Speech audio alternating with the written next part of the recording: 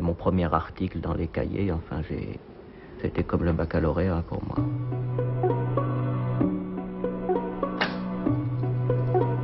Les gens des cahiers se mettaient toujours dans les premiers rangs au cinéma. Et moi aussi. Et j'ai rencontré François, je le connaissais pour l'avoir lu. J'avais un peu cette idée que François Truffaut était un grognon qui n'aimait rien. Ça me servait pour essayer de séduire des filles. Je me la racontais avec le fait que j'avais les cahiers de cinéma français à Madrid. Et il m'a dit, mais comment t'as fait pour rentrer au cahier du cinéma? Je dis, moi, je sais pas vraiment, c'est fait un peu comme ça. Je l'ai acheté à la rentrée, il y a, je sais plus, en septembre.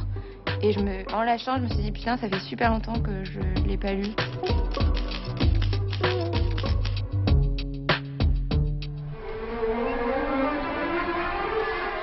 La guerre n'a pas été un désastre du tout pour le cinéma français.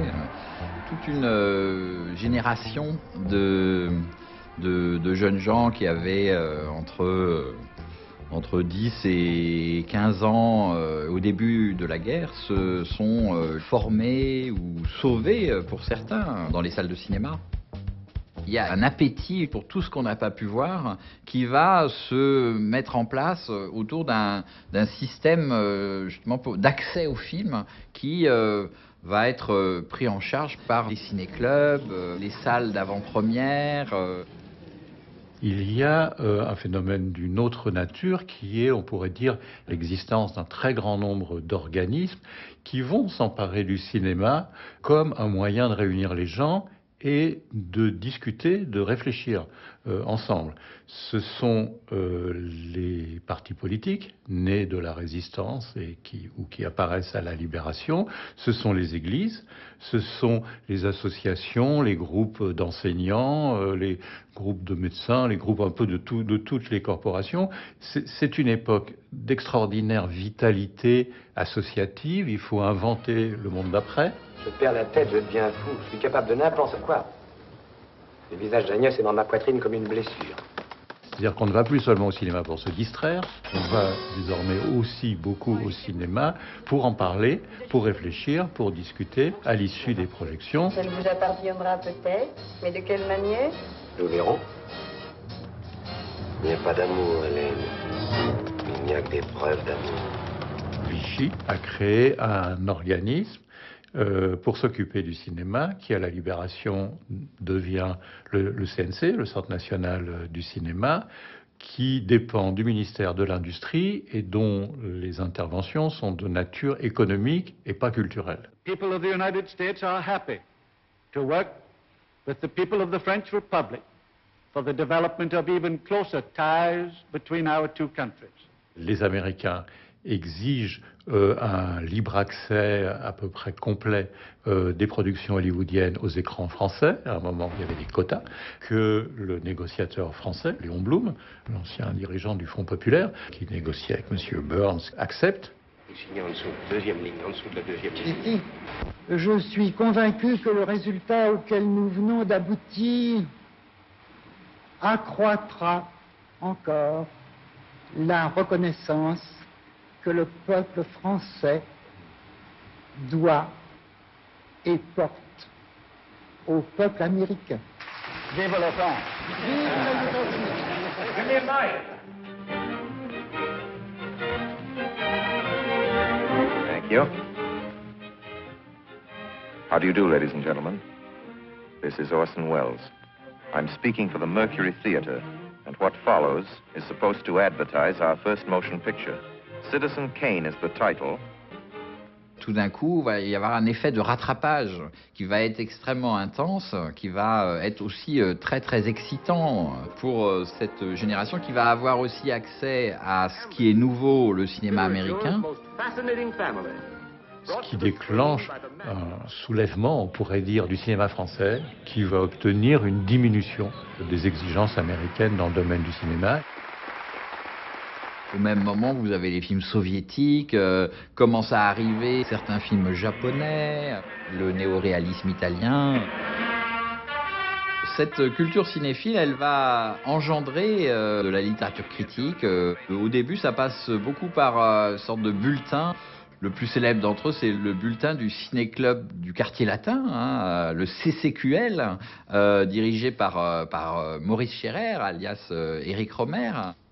Ce bulletin va devenir la Gazette du cinéma, où commence à écrire Godard, Truffaut, on trouve les premiers articles de Rivette. Un autre lieu très important, la Cinémathèque française, hein, création de Henri Langlois, qui propose des films anciens, des films de patrimoine, et c'est là où vont se retrouver ce petit groupe autour de Romer, qui va entraîner dans cet endroit ses jeunes disciples. Il n'y a pas vraiment d'unité dans tout cela. Il manque un petit peu un lien. André Bazin n'est pas quelqu'un qui est né avec le cinéma comme ceux qui l'ont suivi, par exemple, les gens plus jeunes. Bazin, c'est quelqu'un d'un autre temps. Le régime de Vichy s'est vengé sur les écoles normales parce qu'il considérait que les instituteurs étaient des gauchistes qui avaient amené la défaite de la France en démoralisant la France. Donc son monde s'est écroulé et puis par un hasard, puisque les deux choses ne sont pas liées, il a découvert le cinéma et la cinéphilie. En 1944, André Bazin a commencé à faire une petite colonne sur le cinéma dès les tout premiers numéros du Parisien libéré, donc le quotidien de la résistance à la libération, et il intervient dans beaucoup de ciné-clubs. Le ciné-club de la CGT, le ciné-club du Parti communiste, celui que Bazin organisait lui-même, puisqu'il a aussi été dans des usines à la pause, présenter des films, avec toute la fédération Travail et Culture dont il était un représentant national. Mais le ciné-club qu'il a fait, c'est avec Cocteau. Nous, on va montrer les films qui n'ont pas eu de succès, qui sont des grands films, ou alors on va montrer des films qui n'arrivent pas à sortir, enfin faire le contraire de ce que faisaient les autres. Tous les gens connus dans Paris, il fallait qu'ils soient là. Et l'idée est née avec Cocteau de faire un festival du film maudit. C'est ce petit cœur-là, autour de Bazin, autour d'Objectif 49, qui va déterminer la naissance des cahiers du cinéma. Et donc des contemporains vont se mettre à écrire un petit peu partout et se fédérer autour de Bazin. Jean-Georges Auriol, un critique de cinéma qui met en place la revue du cinéma, qui a une première version avant-guerre et puis ensuite une seconde version à la fin des années 40. C'est une revue de prestige sur le cinéma puisque c'est Gaston Gallimard qui décide de la publier. Auriol s'adjoint un jeune homme qui est essentiellement connu à l'époque comme étant un résistant. La personne importante, je pense, c'est Jacques Doniol-Valcroze, qui ensuite est devenu cinéaste et qui a été un très grand critique, qui s'entendait très très bien avec Bazin. L'événement créateur des cahiers du cinéma est un événement plutôt triste, c'est la disparition brutale de Jean-Georges Auriol. Et donc Gallimard laisse tomber la revue du cinéma. Donc Doniol-Valcroze et André Bazin vont décider tous les deux de créer une revue de cinéma. Et c'est un distributeur de films qui s'appelle Léonide Kegel, donc un exploitant, quelqu'un qui a une salle, une très belle salle au bas des Champs-Élysées qui s'appelle le Broadway, qui va décider de financer cette nouvelle revue. Doniol et Bazin forment vraiment un couple qui, à mon avis, font la revue. Enfin, c'est vraiment eux, l'image, la pensée, la technique, la stratégie. Doniol étant plus organisé pour la revue parce que Bazin est pris ailleurs. Pour la bonne raison qu'il est à temps complet au Parisien libéré, qu'il écrit pour l'écran français et qu'ensuite il va écrire à France Observateur. À la création proprement dite, Bazin est en sanatorium et donc Jean-Marie Lauduca, qui est un grand activiste aussi dans l'histoire du cinéma français, se retrouve avec Doniol-Valcroze. Le silence qui a succédé depuis au travail de la revue de Jean-Georges Auriol et que sa mort a épaissi, a été troublé par 1000 et 1000 questions venues de tous les pays. Ces cahiers veulent y répondre. Nous reprenons l'exemple patient et inflexible de notre ami. Comme lui, Nous voulons que le cinéma est un témoin fidèle de ses efforts les plus hauts et les plus valables, d'où qu'ils viennent. C'est dans ces cahiers que La bizarrerie des cahiers du cinéma, c'est que Bazin est fondamental pour tous les cahiers jaunes, mais néanmoins, dans le premier numéro, il n'est pas rédacteur en chef. Et après, dès le numéro 2, les autres sont tombés sur le Ducat en l'engueulant, en lui disant « mais il est aussi fondateur que toi, et donc il faut rajouter le nom de Bazin ». Les cinéastes français sont ravis d'avoir cette revue à disposition qui, d'une certaine manière, défend la vitrine du cinéma français. Et c'est quelque chose de très important hein, pour, par exemple, René Clément, Clouzot, Cocteau. Monsieur Jean Cocteau a l'honneur de vous annoncer avec quel plaisir il a reçu votre carte. Une Florence sera primée, sa beauté et de chef-d'œuvre sera pleine, je ne sais pas, de beauté et de chef-d'œuvre. Je t'embrasse, Jean. 17 juillet 1951. Moi, je me suis né le 7. Et puis, deuxième photo que j'ai de mon père, ma mère et moi. Je suis né en même temps que les cahiers du cinéma. J'ai cette photo de mon père qui est très très beau. Ensuite, une autre photo où je suis avec mes deux parents, avec la dauphine qu'ils avaient à l'époque et qui a servi énormément aux cahiers du cinéma. Ma mère me racontait qu'en même temps qu'elle allait livrer les cahiers du cinéma, j'étais là dans mon couffin, elle faisait un petit peu tout là-bas, que c'était quand même très studieux, malgré le joyeux bazar que ça pouvait être. Bon, ce que je me souviens, c'est qu'on rentre par une grande porte vitrée, voilà. Hein. Et puis ensuite, une grande pièce, oui, quand même, surtout très haut de plafond. Et le producteur avait, par gentillesse, donné une pièce gratuitement. Donc les cahiers du cinéma, c'était une grande pièce dans laquelle il y avait deux tables, le rédacteur en chef et la secrétaire. Et puis, il y avait une autre petite table pour les mecs qui voulaient réécrire ou corriger un peu leur article. Et puis, pratiquement, tout le monde était debout. Alors, je pense que ma mère, elle devait être souvent ici et elle tapait à la machine, là. Mais j'ai pas de souvenir de mon père assis là. À l'automne 51, Doniol et Bazin demandent à Scherer-Romer d'écrire dans les cahiers. Donc, ce qu'il fait dans le numéro 3, le souci, entre guillemets, pour Bazin et Doniol, c'est que Romer ne vient pas seul.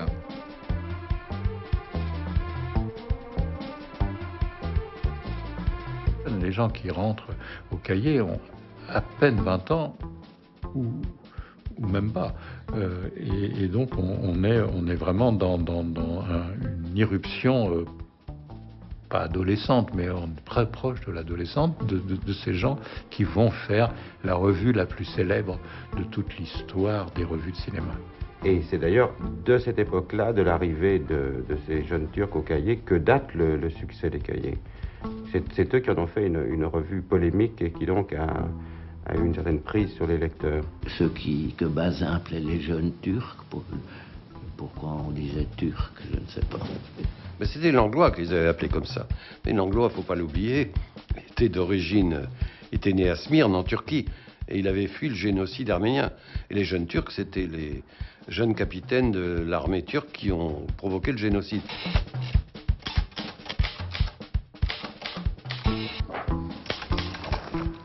Enfin, ces personnages abjects qui prononcent des phrases abjectes, je connais une poignée d'hommes en France qui seraient incapables de les concevoir, quelques cinéastes dont la vision du monde est au moins aussi valable que celle d'Orange et Bost, Sigur et Janson, Autant Lara et Delannoy. Il s'agit de Jean Renoir, Robert Bresson, Jean Cocteau, Jacques Becker, Abel Gance, Max Ophüls, Jacques Tati. Truffaut publie un pamphlet absolument cinglant pour tout le cinéma établi à son époque. Et c'est en 1954, ça s'appelle « Une certaine tendance du cinéma français ».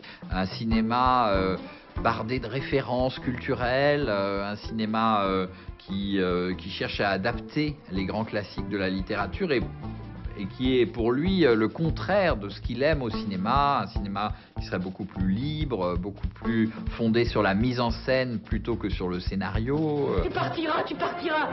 Je partirai de maintenant, Amélie, je vous le jure. Maintenant que le mal est fait, il est bien temps. Oui, tu partiras, Gertrude. Seigneur, persuade-moi que je ne peux pas abandonner cet enfant. Si tu me quittes, je suis perdu. Perdu pour moi et pour les autres. Perdu pour Dieu lui-même. J'ai besoin de toi pour l'aimer. Truffaut s'en prend à des gens extraordinairement estimés par tout le monde, en particulier donc Orange et Bost, les deux scénaristes qui deviennent par ricochet les cibles principales d'un texte qui à l'origine n'avait pas du tout été écrit contre eux. Pendant 1 an, Bazin a fait réécrire le texte. Truffaut arrondit un peu les angles, mais garde sa fougue et garde son attaque contre le cinéma français, celui qu'il appelle le cinéma de qualité, en moquant cette qualité. Est-ce que les enfants d'une aveugle sont aveugles? Pourquoi me demandes-tu ça? Ce n'est pas le désir de faire scandale qui m'amène à déprécier un cinéma si loué par ailleurs. Je demeure convaincu que l'existence exagérément prolongée du réalisme psychologique est la cause de l'incompréhension du public devant des œuvres aussi neuves de conception que le Carrosse d'or, Casque d'or, voire les Dames du Bois de Boulogne et Orphée. C'est comme si aujourd'hui, il faisait une attaque vraiment dégueulasse en disant que c'est tous des pédocriminels. Vous voyez, c'est à peu près de cet ordre-là. Et cet article que condamnaient tout à fait Bazin et Valcroze, ils l'ont trouvé très beau, très bien écrit, et ils l'ont publié en réfléchissant longtemps, en faisant un petit texte d'avertissement. On a des lettres d'indignation, littéralement, de désabonnement. Il y a déjà des réactions assez vives sur l'article de François Truffaut et la discussion tendance du cinéma français paru seulement depuis 2 jours dans notre numéro de janvier. Qui avons pourtant désinfléchi avant de publier sur Orange et de nouveau sur la Sellette. Dans le Figaro, nous n'aurions jamais cru que Marie ensemble et les fameuses articles. Une abondante correspondance également arrive au Cahier. Bazin accepte que ces jeunes gens écrivent pour 2 raisons. C'est la reconnaissance d'un savoir-faire, d'un savoir, d'une érudition sur le cinéma.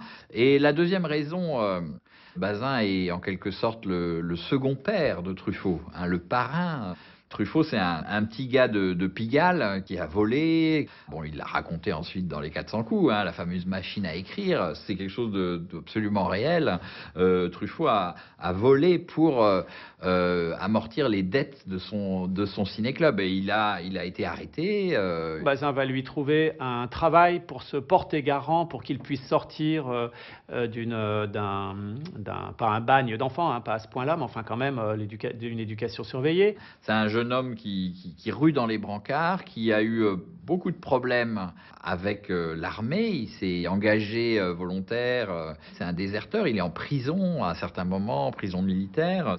Et Bazin, il le reçoit chez lui et il l'héberge pendant près d'1 an et demi dans une petite chambre au-dessus de l'endroit où il louait, où il vivait avec sa famille.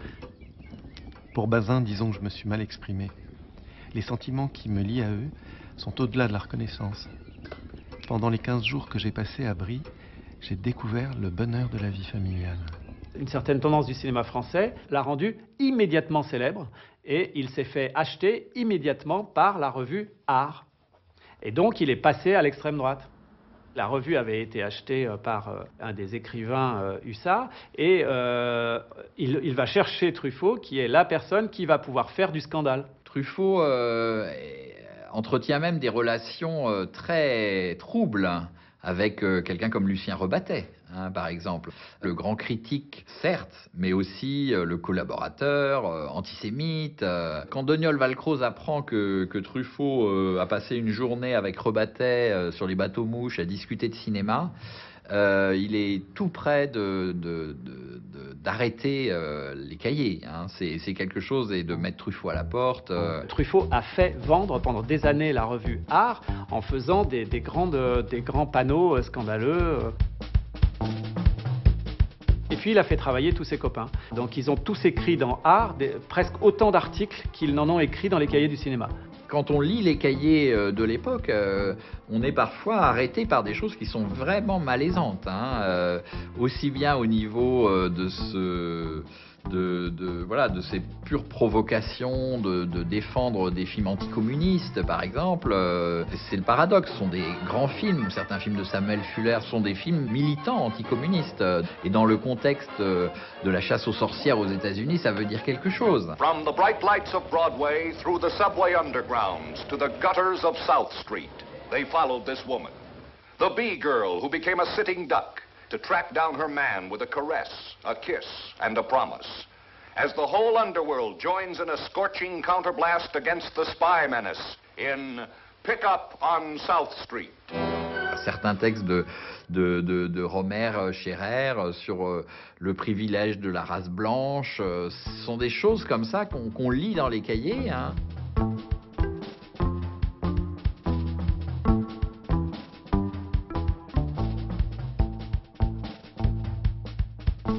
En vérité, les articles n'étaient pas relus. Un jour, Chabrol a fait une série de 3 articles, c'est sur les producteurs, le Cierre et le Sphinx. Le signataire de cet article a choisi un pseudonyme, celui du personnage principal du roman de Norman Mailer, Le Parc aux cerfs. Ce choix n'est pas accidentel. Nous respecterons cependant les désirs de notre correspondant et n'en dirons pas plus sur sa personnalité réelle. Signalons seulement qu'il a produit et produira encore. Un jour, Chabrol a dit, mais vous ne dites pas pourquoi l'article s'appelle comme ça. Et alors, on lui a dit non, comme ça, bon, il était là, on trouvait ça marrant et tout ça. Et il a dit, parce que c'est le sphinx qui renaît des cendres de son cigare. Et Rivette a dit, mais c'est pas le sphinx qui renaît des cendres du cigare, c'est le phénix. Et Chabrol a fait, ah merde. Tel était mon état d'esprit lorsqu'au début de cet hiver, je fis sa connaissance. Jeune critique fort coté, il m'avait demandé ma collaboration pour un article. J'appréciais son talent. Nos goûts étaient aussi semblables que nos caractères opposés. Ce contraste, loin de nous désunir, nous rapprocha. J'avais hâte de m'oublier moi-même et j'ai toujours aimé à m'entourer d'amis très différents de moi.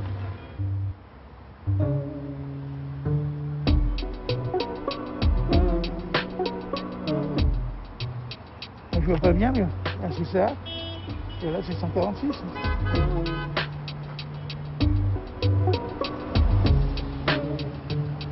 J'ai beaucoup appris du cinéma. Alors bien sûr avec Truffaut, mais aussi avec Rivette. Et j'étais sans doute celui qui connaissait le plus le cinéma.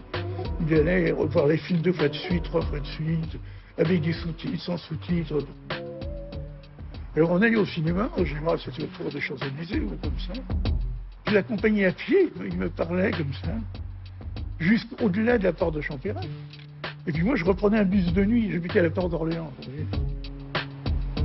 C'était au 2e étage. L'entrée de l'immeuble, oh, ça a dû changer. Voilà. Là, d'un aimant, je ne suis pas retourné depuis 1962.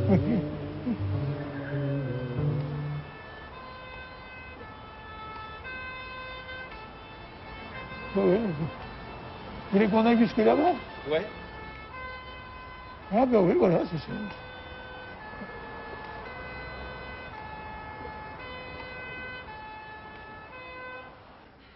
Il fallait monter, enfin, je veux dire, c'était un étage au-dessus du premier étage. Je crois. Ah oui, maintenant, avant c'était la porte ouverte. Et j'étais là. C'était les bureaux qui avaient été... Oui, il s'appelait le copain de Daniel. Enfin, j'ai oublié. Il nous vraiment prêtait les bureaux. Il était vraiment...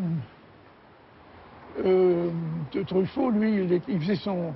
On allait voir un film, mais ça pouvait aussi se passer à une époque où il a écrit pendant 3 mois, 4 mois, pratiquement tous les jours dans un journal. Et donc, il revenait pour faire son article. C'était très drôle, parce que je le quittais. Il était dans un petit hôtel, ou un truc comme ça, ou dans un meublé. On parlait un peu du film, il rôdait un peu ce qu'il allait dire, puis il montait taper les articles à cette... Puis je lisais l'article le lendemain, et je disais, merde, ce con, qu'est-ce qu'il a pu trouver?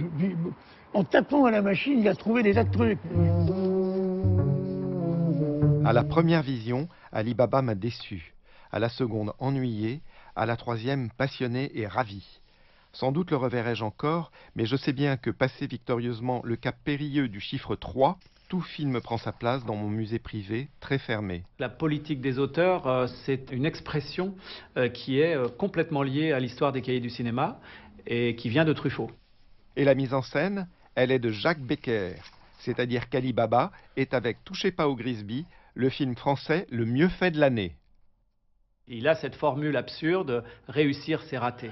Pour incarner un tel personnage, nous avons fait appel à la plus grande vedette de langue arabe, dont voici le nom. Je ne comprends pas l'arabe. Et maintenant, Ali Baba.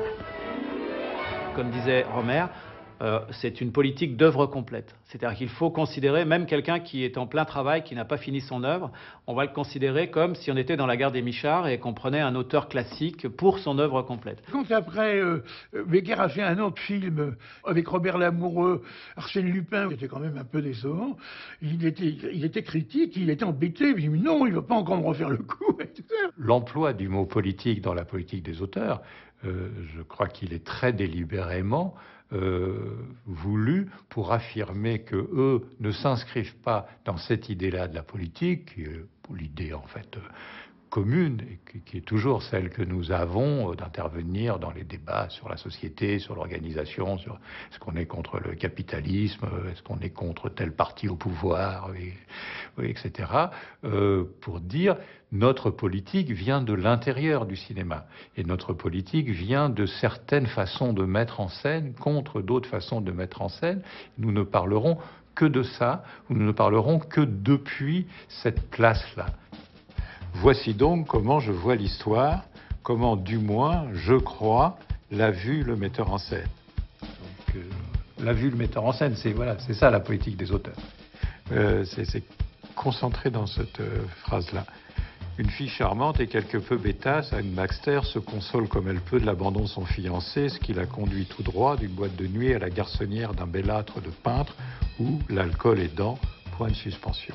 Et elle se réveille le lendemain chez elle, sa vertu sauve, avec le souvenir d'une lutte que la découverte du séducteur assassiné couvrira de couleurs sinistres.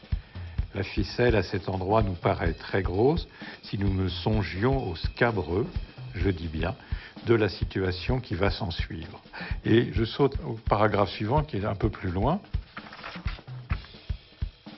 Je ne sais si je me suis bien fait comprendre. Ce film, comme tant d'autres films américains, finit bien. Car le monstrueux, la cruauté de la situation sont telles que celle-ci ne peut autrement aboutir à moins d'une volonté de pessimisme dont l'art n'a nul besoin. Donc on circule avec une aisance quand même assez impressionnante et une qualité d'écriture, elle n'a rien de spectaculaire, elle n'a rien d'ostentatoire, mais elle est quand même assez remarquable, entre l'histoire générale du cinéma et les modes d'esthétique du cinéma, le cas très particulier de l'histoire de ce film, le point de vue de moi-je, Éric Romer, qui s'exprime de manière tout à fait claire, qui est magnifique en fait dans ce texte qui n'est pas du tout un des textes inoubliables d'Éric Romer, qui ne figurerait pas nécessairement dans le best-of de ses écrits, et qui pourtant, ouvert comme ça un peu par hasard, immédiatement en recèle un très grand nombre des qualités, avec ces ailleurs présent dans le texte cette dimension majeure dans toute la pensée d'Éric Romer de l'utilisation de l'espace et du rapport à l'espace pour la mise en scène de Fritz Lang. La plupart ont des pseudos. Romer pour Scherer, Truffaut en a deux, Lachenay, qui est le nom de son vieux copain d'enfance, ou François de Montferrand, qui est le nom de sa mère. Godard signe Hans Lucas, Jean-Luc en allemand. Chabrol signe Jean-Yves Goutte. Ce sont des noms de code, des noms de résistance, des noms de clandestinité, puisque ils vivent cela comme une sorte de prise d'assaut. Et puis sinon vous avez aussi les Hitchcockiens. Hitchcock-Hawks, les goûts, qui sont des goûts provocateurs de l'époque. Scarface. As long as the guy's a millionaire. For a kid from a small street, I did very well on Wall Street. never stop. And now that I'm known in the biggest banks, I'm going back home. On trouve dans les premiers cahiers du cinéma, pendant 2-3 ans, des petites notes sur Hitchcock disant, voilà, il se moque de nous, c'est un très bon technicien, mais il fait des films sans fond. Et donc il y a une tendance hitchcockienne, très bien illustrée par ces jeunes critiques qui vont se mettre à défendre les films d'Hitchcock, ce qui est à la fois très provocateur et en même temps aussi très juste, parce qu'ils voient chez Hitchcock quelque chose que l'ancienne critique ne voit pas, c'est-à-dire un cinéma éminemment personnel, un cinéma qui passe par la mise en scène, un cinéma qui est celui d'un créateur de forme.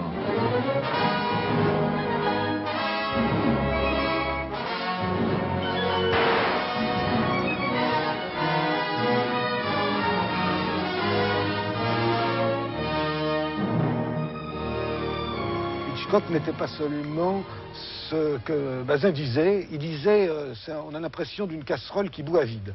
Alors on était persuadés, nous, que cette casserole avait quelque chose dedans, et notre travail était d'essayer de le montrer. C'était pour obliger les gens à voir les films différemment. Chabrol, avant d'être réalisateur, il a été attaché de presse à la Fox. Il était un peu dans le secret. Il nous prévenait, I Confess va sortir. Oh là là, ça sent bon et tout ça. Et voilà. Hitchcock était en train de faire des synchros pour la main au collet. Ça dit, je travaille, attendez-moi de l'autre côté de la cour, dans le bar. Alors on sort, on se dirige vers le bar, on parle, on venait de le voir. François, c'était la première fois qu'il voyait Truffaut. Qui voyait Hitchcock, il était complètement bouleversé. On parle et on voit une marche, on franchit la marche et on tombe dans un bassin complètement glacé. On était complètement frigorifiés. On a eu du mal à sortir parce que le bassin était en pente. Hitchcock est arrivé, on poussait des cris, je crois bien. Hitchcock est arrivé, il s'est mis à rigoler, il nous a aidés à nous tirer de là. On nous a donné des couvertures, on est allé se réchauffer dans des loges, on nous a demandé si on était de la schnouf, parce qu'on tournait Razzia sur la schnouf en même temps. Et puis, finalement, on a bousillé le magnétophone en essayant de le faire sécher à la prise de courant. La mise en place de ce dispositif de l'entretien au long cours, il repose aussi sur l'arrivée d'un dispositif, d'un appareil nouveau, qui sont l'accessibilité des magnétophones à bande et leur maniabilité, leur capacité de les emmener en voyage ou de pouvoir les installer dans des endroits un peu n'importe où. But I made a movie called Rope, you know, which was shot with one camera all the way through without any cutting. And that, in a sense, was a kind of preview of television technique. And the main thing was that the actors were moved around to create their own close-ups. In other words, it's not just moving the camera, but moving the people backwards and forwards. Ils apprennent la réalisation un peu comme des peintres vont à Rome pour apprendre leur métier en faisant de la copie, en copiant les grandes œuvres classiques. On devient soi-même un peintre. Il y a un plan dans la maison du docteur Edwards où Ingrid Bergman lui va dire au directeur de la clinique que c'est lui le coupable. Le directeur de la clinique, il est derrière une table, je crois, elle est debout, et puis il tend son revolver, elle part vers la porte, et puis il lui dit vous ne quitterez pas la pièce. Ingrid Bergman s'en va, il n'a pas le courage de tirer sur elle. Le revolver, toujours dans le même plan, se retourne vers l'objectif de la caméra. Et Hitchcock a raconté qu'effectivement, on ne peut pas avoir le point sur la main et sur le visage d'Ingrid Bergman. Donc, qu'est-ce qu'il a fait faire? Il a fait faire une main en plâtre avec un revolver 4 fois plus gros sur un mobile. Ça n'existait pas, un jeune réalisateur, puisque le temps qu'on ait droit de devenir réalisateur, qu'on ait franchi les étapes imposées par l'administration et les syndicats, on était plus jeunes. Et qu'eux ne veulent pas passer par ce processus-là. Je sais très bien, de Godard, j'étais seul avec lui.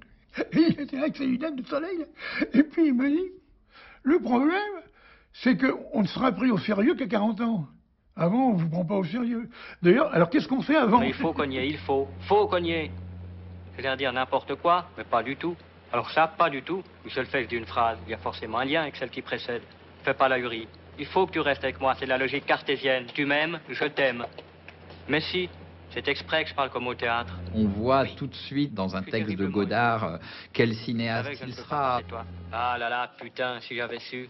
Dans ces longues phrases ponctuées de points, virgules, de rivettes, on voit très bien un plan rivetien.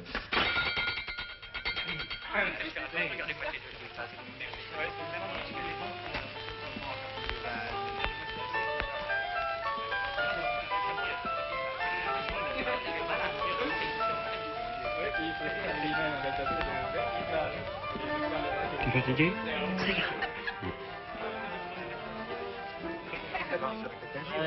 Vous savez peut-être qu'ici c'est un ancien bordel. Pendant le tournage de je ne sais quel film qu'ils ont fait à l'époque. C'est vraiment tout des débuts des cahiers du cinéma et on le voit, hein, mon père est très jeune là. Truffaut imitait déjà Hitchcock avec son cigare. J'ai été l'actrice principale du premier court-métrage de Truffaut qu'il a complètement renié. Donc je crois que personne n'a accès à ce premier film dans lequel je parais. Mais voilà, où j'ai un grand rôle, paraît-il. Je devais avoir 2 ans. J'ai commencé à faire des petits films en 16 mm, mais qui ne sont pas montrables, enfin qui d'ailleurs avaient tous un défaut commun à beaucoup de films d'amateurs, c'est d'être extrêmement prétentieux, c'est-à-dire de ne même pas avoir de scénario, ce qui à mon avis est le comble de la prétention pour un amateur. C'est-à-dire de ne même pas raconter une histoire. Alors ce qui fait que c'est des films que je n'ose pas montrer, qui m'ont quand même probablement appris, qui m'ont en tout cas appris à faire des ellipses, parce que dans le premier, il n'y avait que des portes qui s'ouvraient et qui se refermaient, c'est-à-dire il y avait un immense amas de pellicules gâchées.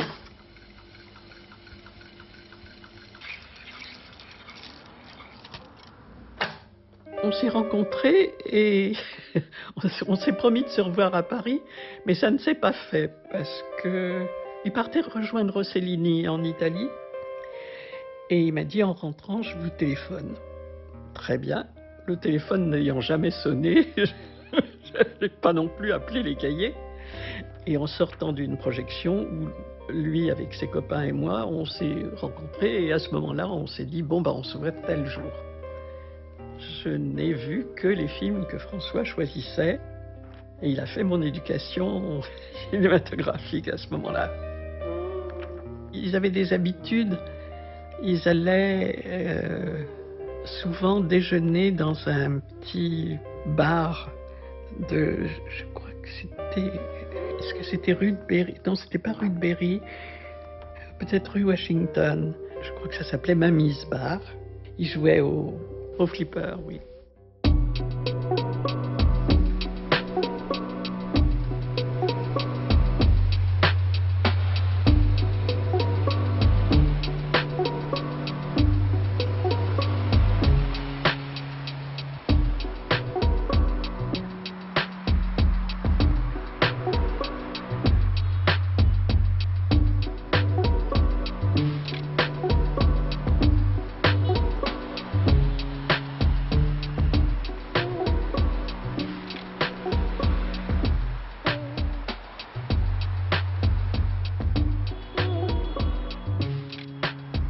La fin de l'histoire est malheureuse puisque Bazin est mort d'un cancer du sang à 40 ans qu'il a emporté alors qu'il était au sommet de son travail. Il était en train de refaire son livre sur Orson Welles, de faire un livre très important sur Renoir et il était en train de faire un film, son premier film, qu'il n'a jamais fait. Voilà. Je crois que André Bazin, qui était le plus grand critique cinématographique, a également été presque un père pour moi, en tout cas mon tuteur, et je n'aurais sûrement pas fait de cinéma si je ne l'avais pas rencontré. Et je peux dire que mon film se termine là où ma rencontre avec Bazin a eu lieu. Toute la presse en émoi. Ce gosse vient de faire éclater une bombe.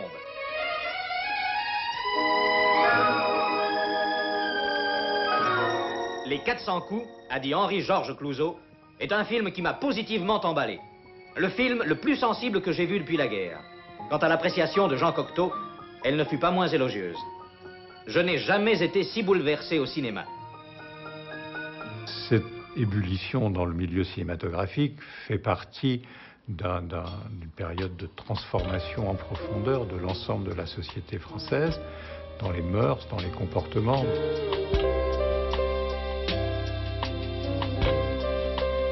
Et puis, avec la nomination d'André Malraux comme ministre des Affaires culturelles en 1958 et la mise en place de nouvelles réglementations de soutien au cinéma d'auteur et par des dérogations qui sont accordées très délibérément par le ministère et par le CNC à ces jeunes réalisateurs qui ne remplissent pas les conditions professionnelles d'exercice de la réalisation de longs métrages. Supposons que le cinéma soit la mer, les films sont des bateaux. Alors il y a des vieux bateaux, des nouveaux bateaux, des jeunes capitaines, des vieux capitaines. Et alors Alors les vieux bateaux, alors je continue, les vieux bateaux ont suivi une route, qui pendant 40 ans la même route, mais parmi ces vieux bateaux, il y en avait qui cherchaient une route nouvelle. Oui. Alors ceux-là, on les croyait perdus. Alors lorsque les nouveaux bateaux sont arrivés, contrairement à ce qu'on pense, il y en a beaucoup qui, au lieu de suivre la vieille route, ont utilisé les routes nouvelles. Un exemple très précis, c'est l'exemple de Jean Cocteau. Quand il a fait son premier film, librement, Orphée, il a violé beaucoup de tabous. Il a par exemple éclairé des visages avec des arcs en gros plan, alors que les arcs servaient qu'à éclairer dans les lointains. C'est pour ça que la photo de Nicolas Ayer dans Orphée est extraordinaire. Voilà, il y avait certaines légendes, alors il était bon de détruire ces légendes. Une autre histoire aussi que je trouve, quand j'étais assistant du Beau-Serge, il y a Brialy qui recherche Gérard Blin, qui est pété, il a peur qu'il crève de froid et tout. Il y avait un câble, très très loin, et puis il y avait le câble passé dans la veste de Brialy, passé dans le menton, et Brialy avait une lampe torche qui était survoltée, et donc il éclairait ce qu'il voyait. Et alors ce qui était drôle, c'était deux gars qui disaient « Si tu veux qu'on te voie un peu, triche et de temps en temps fais bouger la clé pour t'éclairer le visage. » Le Beau-Serge est un film exceptionnel. L'émergence de ces nouveaux films venait aussi du fait qu'il y avait de nouvelles pellicules ultra sensibles. On n'avait plus besoin des flots de lumière dont on avait besoin avant pour tourner. Écoutez-moi le con tous. On ne peut pas être seul. Coupe. Tu veux le refaire? Bon, allez, on tire les deux autres, ça va? Il ne tournait pas en son direct. Il n'y avait pas d'ingénieur du son. Il y avait juste un agra qui prenait un son témoin, mais il refaisait le son ensuite. Du coup, des jeunes garçons qui n'auraient pas trouvé des producteurs pour produire leur film, font des films, ils en font 4 pour le prix d'un. Cette œuvre apparaît comme la grande victoire d'une gageure tenue par ce jeune et féroce critique de cinéma qui a osé affronter le danger de la réciprocité en devenant à son tour metteur en scène. Mon père a produit des Fernandel, des Verneuil, et François voulait tourner les 400 coups, et mon père lui a dit il vaudrait mieux que nous soyons à 50-50, l'apport de François étant son travail, et l'apport de mon père c'était de l'aide. L'année où mon père a produit les 400 coups, il a eu le flair d'acheter Quand passent les cigognes avant le festival de Cannes, et il a présenté aussi au même festival les 400 coups. Et ces films, qui ne lui ont presque rien coûté, ont été les plus grosses affaires de cette année. Scénario de François Truffaut. La mort. La petite américaine. Le voleur d'auto. Le concerto pour clarinette. La police. Supervision de Claude Chabrol. Entre 1958 et 1962, il y a environ 200 premiers films qui vont se tourner. Ça n'est jamais arrivé. Finalement, ce qui était important, c'était pas de savoir si le film plairait ou ne plairait pas, serait un succès ou ne serait pas un succès, c'est simplement le fait de le faire. Enfin, je savais même pas très bien où j'allais, c'était un peu pour essayer d'éclaircir mes propres idées. Et le tournage du film était un peu une façon d'éclaircir le scénario, le montage une façon d'éclaircir le tournage. Et puis maintenant, effectivement, la projection grand public a été également une façon d'éclaircir l'ensemble de l'entreprise. Il y a longtemps que je voulais faire des films, mais il se trouve que j'ai été amené d'abord à aider d'autres, des plus jeunes que moi, et que c'est une fois qu'eux avaient pris le départ que moi j'ai eu l'occasion de faire mon premier film.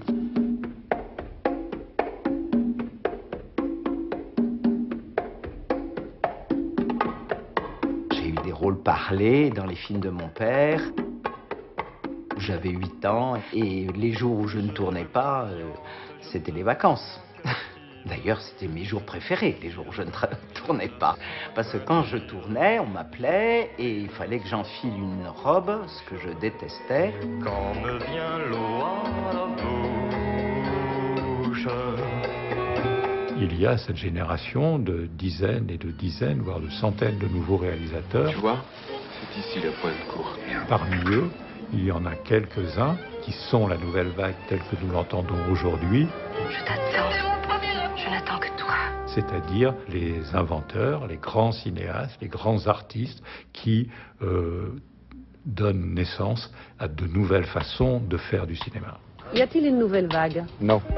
Si quelqu'un peut être considéré comme le père spirituel de la nouvelle vague, c'était André Bazin, qui est mort hélas, et qui était vraiment le maître de cette nouvelle école, pour sa pensée et ses théories. La question intéressante, c'est de savoir si il y a une relation directe entre la critique et la réalisation. Et si Bazin était devenu un cinéaste, est-ce qu'il aurait été un autre cinéaste de la nouvelle vague? C'est vraiment très curieux. Moi, je pense que non. Je ne pense pas que ce soit une école. Je pense que tout ça est de l'ordre du hasard historique. Truffaut, Chabrol n'écriront plus de textes critiques une fois qu'ils sont devenus des cinéastes. Et en même temps, ils restent chacun, soit par leur attachement au cahier, soit par la façon dont ils font du cinéma, des critiques en puissance. Des metteurs en scène, ou des futurs metteurs en scène, avaient appris le français pour lire les cahiers du cinéma. Miloš Forman m'a expliqué ça. Quand il est arrivé en France après les événements de Prague, et pour partir après aux États-Unis, il parlait français, il parlait pas anglais à l'époque. Résultat des courses, Schlondorf, qui a été l'assistant, qui a fait ses études en France par ailleurs, et qui a été l'assistant de Louis Malle, immédiatement s'est dit, mais moi je vais retourner en Allemagne, et je vais faire la même chose. Il va créer Film Verlag der Rotoren, avec son ami Alexander Kluge, et c'est vrai qu'ils vont regrouper des metteurs en scène qui vont s'appeler quand même Werner Schretter, Wim Wenders, et là ils vont tout chambouler. La même chose va se passer au Chili. Et le cinéma nouveau, c'est le même principe. En Italie, ce sera Bernardo Bertolucci et Marco Bellocchio, qui, eux, ont passé leur temps à la Cinémathèque française. Donc finalement, l'âme, l'étincelle, c'est la Cinémathèque française, les cahiers du cinéma. Les cahiers vont accompagner et souvent stimuler l'extension de la nouvelle vague au monde entier. Donc il y a vraiment ce mouvement et qui continue ensuite dans les années 80-90 avec l'apparition d'une nouvelle cinéphilie, avec le travail de la rédaction vers l'Asie. Il y a vraiment une réflexion permanente et une mutation de la revue qui s'adapte à la question du temps. À 21-22 ans, je voulais faire des films déjà. En pratiquant la critique de cinéma, j'ai pu mettre le doigt ou arriver à formuler dans certains films une utilisation de la musique que je trouvais antipathique, enfin qui pour moi devait faire réfléchir et je voulais ne pas être otage d'une certaine utilisation de la musique comme tant de spectateurs le sont. Et apprendre à ne pas être otage, c'est un travail en soi et c'est un travail qui passe pour moi par l'écriture, par la réflexion. Il était respecté dans le monde entier. La nouvelle vague, c'était lui, Jean-Luc Godard. Monsieur et Madame Nou ont eu une fille, ils l'ont appelée Marion. Marion Nou ? Oui, mon amour. Marion Nou. Le film que j'ai fait ne s'inscrit absolument pas dans la nouvelle vague. C'est-à-dire que il utilise des motifs, il utilise des manières de faire, en les détournant, les extrapolant, en faisant d'autres, en faisant parfois presque des copier-coller, mais au service d'un film qui est ultra classique, c'est-à-dire un film qui met en scène des personnages. Quand je vois les réactions outrées que ça a provoqué, c'est vrai que toute cette discussion me met mal à l'aise, en fait. C'est-à-dire, parce qu'en vrai, on n'est pas du tout dans la même chapelle. Et donc, c'est compliqué quand vous êtes... quand vous jouez au Barça, de dire bonjour à un copain qui est au Real, quoi. Elle n'est pas du tout géniale, cette allégorie, mais non, mais je veux dire, quand vous êtes à un Montaigu, de dire bonjour à un Capulet, ça c'est mieux, ça. Moi, je pense que l'esprit de la nouvelle vague, il a perduré dans le cinéma français. Le problème de cet esprit, c'est qu'il est devenu en fait majoritaire. C'est ça le problème. C'est-à-dire que quelque chose qui était provocateur et minoritaire en 1900, à la fin des années 50, est devenu la norme du cinéma. La manière de faire des films, raconter des histoires personnelles. Elle est presque la même quand je t'ai connu. François a demandé par testament que je gère les films du Carrosse après sa disparition. Cette histoire pourrait s'intituler « Ni avec toi, ni sans toi ». Est-ce que tu m'aimes? Parce que, en fait, c'était l'unique bien qu'il laissait à ses filles. Pour un jeune critique d'aujourd'hui, retrouver quelque chose qui serait de l'ordre du combat des cahiers du cinéma du milieu des années 50, ça a du sens, il me semble. Et ça a du sens parce que c'est pas évident aussi. Je crois que la particularité des cahiers, c'est que on considère la critique dans sa plus haute acception. En fait, la critique est considérée comme une création et pas comme un geste satellite de l'œuvre qui serait, elle, la création. Comment vous terminez un journal? Non, mais la phrase que vous allez dire maintenant. Au revoir et... Qui serait cadré comment d'habitude pour dire ça, normalement? Normalement sur la une, je pense, en gros plan. Voilà. Bon, c'est ça que vous appelez un gros plan. Moi, je pense qu'il faudrait le cadrer comme ça. Enlever une lumière, par exemple, ici. Et simplement, moi, je sais pas, dites-leur au revoir, Yves. Au revoir et à demain à 13h avec Marie-Laure. Là, vous rigolez, vous ne le dites pas sérieusement. Vous pensez pas que vous allez les revoir demain.